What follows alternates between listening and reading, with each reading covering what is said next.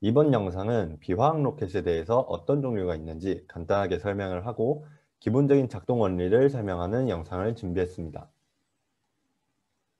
고체모터 영상에서 보여드린 것처럼 로켓은 추진력을 발생시키는 방법에 따라서 연소 반응 같은 화학 반응을 이용하는 화학 로켓과 그 외의 방법으로 추진력을 만드는 비화학 로켓으로 구분을 할 수가 있습니다. 화학 로켓은 우리가 주로 사용하는 방식이기 때문에 되게 흔히 볼 수 있지만 비화학 로켓은 생소한 분이 많으실 거예요. 비화학 로켓은 주로 우주 공간에서 제한된 용도로 사용되기 때문에 잘 안 알려져 있는 로켓의 종류입니다. 비화학 로켓은 되게 적은 크기의 추력을 발생시켜요. 대표적인 화학 로켓인 세턴5의 1단 로켓이 약 34메가뉴턴의 추력을 내는 반면에 비화학 로켓은 적으면 1mN에서 2mN 정도의 추력을 만들어내게 됩니다. 뭉뚱그려 계산해도 화학 로켓의 한 1000만 분의 1 정도의 크기의 추력을 만들어내는 거죠. 대신 비화학 로켓은 적은 연료를 오랫동안 빠르게 분사할 수 있도록 설계가 돼요. 속도와 가속도 관계를 생각을 해보면 작은 가속도라고 해도 시간을 크게 만들어준다면 속도를 매우 크게 만들어줄 수 있을 거예요. 따라서 적은 힘으로 오랫동안 분사를 해도 매우 빠른 속도를 얻을 수 있다는 원리를 이용을 하게 됩니다.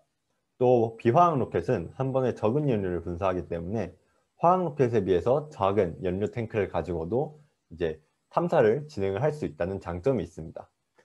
그래서 이런 특징들 때문에 주로 인공위성의 자세 제어나 아니면 보이저 2호 같은 심우주 탐사에 주로 사용되는 로켓이 됩니다. 비화학 로켓도 사용하는 에너지원에 따라서 크게 세 분류로 나누어져요. 전기를 이용하는 방식, 그리고 핵에너지를 이용하는 방식, 그리고 광선을 이용하는 방식으로 나눠지게 됩니다. 전기를 이용하는 방식은 전기로 열을 만드는 전열 방식, 그리고 전자기 유도를 통해 추진제를 가속시키는 방식, 자석을 이용해서 추진제를 가속시키는 방식이 있고요. 그리고 핵에너지는 이제 핵분열 에너지를 이용하는 방식이고, 광선을 이용하는 방식도 태양열이나 레이저를 이용하는 방식과 태양덧을 이용하는 방식으로 나눠지게 됩니다. 전열 추력기는 말 그대로 그러니까 전기로 열을 발생시켜서 추진제를 데우는 방법이에요.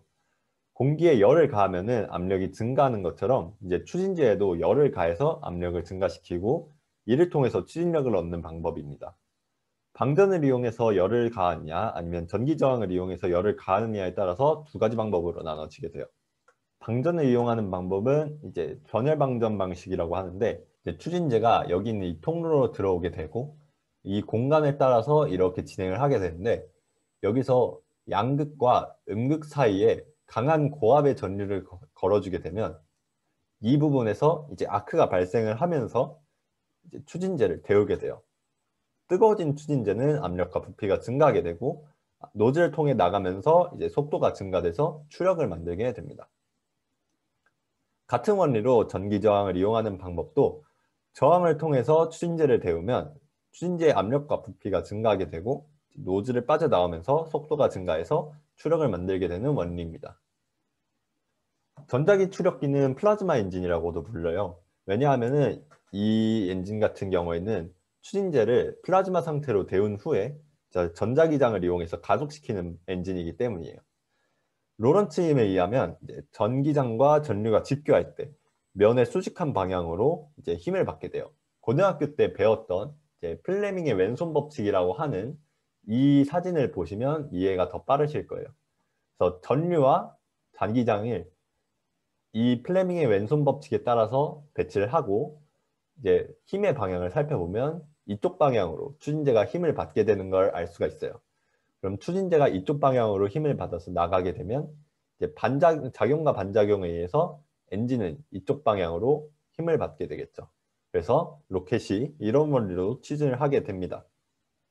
이 영상은 에드아스트라사의 바시미르 플라즈마 엔진의 테스트 영상이에요. 이 영상을 한번 보겠습니다. 이렇게 플라즈마 엔진은 우리가 우주 영화에서 보는 것처럼 파란 불빛을 뿜으면서 추진력을 만들어냅니다. 이제 위에 달린 철판을 보시면은 이제 엔진이 켜져도 계속 왔다 갔다 하는 것을 보실 수가 있어요. 그래서 이는 이 엔진이 한 번에 쭉 밀려서 날아가지 않을 정도로 이제 추력이 작다는 것을 의미하게 됩니다. 정전기 추력기는 이온 엔진이라고도 불러요. 이제 정전기 추력기는 전자기 추력기와 유사하게 이제 전자기력으로 추진제를 쏴서 추력을 만들어내는 엔진이에요. 전자기 추력기와 다른 점은 이제 정전기 추력기는 열로 추진제를 데우는 과정이었고, 그러니까 플라즈마화로 이제 전환을 시키는 과정이었고, 자석을 이용해서 이온화된 추진제를 가속한다는 특징이 있어요. 추진제에 전압을 걸게 되면 이제 추진제가 플러스 극으로 도전이 되는데, 플러스 극을 가지는 추진제는 코일을 통해서 가속이 되고 그 후에 배기가 되면서 추진력을 만들게 됩니다. 플러스 극을 가진 추진제는 이제 다시 마이너스 극을 가진 여기 있는 코일로 돌아올 수도 있기 때문에 그것을 막기 위해서 전자를 쏴줘서 중성화시켜주는 장비가 추가로 달려지게 됩니다. 이 영상은 나사에서 개발 중인 X3 이온 추력기의 소개 영상입니다. 이 영상의 대략 1분 34초 부분을 보시면은 이 엔진을 테스트하는 것을 보실 수가 있어요. 보시는 것 같이 전반적으로 전자기 추력기의 비슷한 모습을 보여주고 있죠. 이제 추력도 전자기 추력기와 비슷하게 이제 작지만 오랫동안 분사가 가능하다는 특징을 가지고 있습니다. 핵추진 로켓은 핵분열로 얻은 열을 이용해서 추진제를 가열해서 압력과 부피를 증가시키고 노즐을 통해서 속도를 만들어내는 원리로 작동을 하게 됩니다. 그래서 앞에서 본 이제 전열 추력기와 사실 같은 원리로 작동을 하게 되는 거죠. 핵추진 엔진은 사실 생각보다 오래전부터 논의되고 있던 엔진입니다. 아폴로 미션 때도 개발을 진행했던 프로젝트였는데 당시에는 기술적인 문제로 원자로의 크기를 줄일 수가 없었고, 그리고 연료도 고농축 방사성 물질을 써야 했기 때문에 이제 매우 위험해서 프로젝트가 취소되었다고 해요. 하지만 이번에 나사가 새로운 화성 탐사 계획을 구상을 하면서 핵추진 로켓을 이용한 탐사선이 후보로 올라 있어서 개발이 진행되고 있다고 합니다. 광선을 이용하는 방법 중 가장 기본적인 방식은 전열 추력기나 핵추진 추력기와 마찬가지로 태양열을 이용해서 추진제를 데우는 겁니다. 커다란 거울을 이용해서 이제 태양열을 모아서 추진제를 이 작은 방에서 데우고, 그리고 뜨거워진 추진제를 이 노즐을 통해서 뿜어서 이제 추력을 얻게 하는 방식입니다. 열을 이용한다는 점에서 태양열 대신 레이저를 사용할 수도 있어요. 대신 레이저를 이용하려면 이제 레이저를 쏴줄 외부 기지가 필요한다는 그런 특징이 있습니다. 지상의 레이저 기지에서 이제 에너지를 공급해 주기 때문에 추력기 구조가 간단해져서 주로 인공위성의 자세 제어에서 사용되는 방법입니다. 마지막으로 태양돛을 이용하는 방법이 있습니다. 빛은 광자로 이루어진다는 개념에서 착안한 추진 원리인데요. 우주선에 커다란 거울이나 광자가 통과하지 못하는 막을 설치를 해서 광자가 날아와서 부딪히게 되면 거기에서 부딪히는 힘을 받아서 추력을 만드는 방법입니다. 이런 비화학 추진 방법들은 우리가 지표면에서 발사하는 로켓들에게는 이제 추력이 작기 때문에 적용하기가 힘들어요. 하지만 앞으로 심우주 탐사나 아니면 차기 우주 탐사에 사용될 추진 방법으로 각광을 받고 있습니다.